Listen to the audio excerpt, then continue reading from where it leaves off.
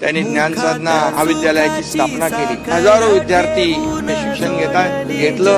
अनेक असे बाळासाहेबांच्या विचारांचे कडवट हिंदुत्वाच्या विचाराचे हिंदुत्वाचा विचार पुढे नेणारे सतीश प्रधान होते। वाघाची लीलानी कपाळी टिळा तू जेडंधारासाठी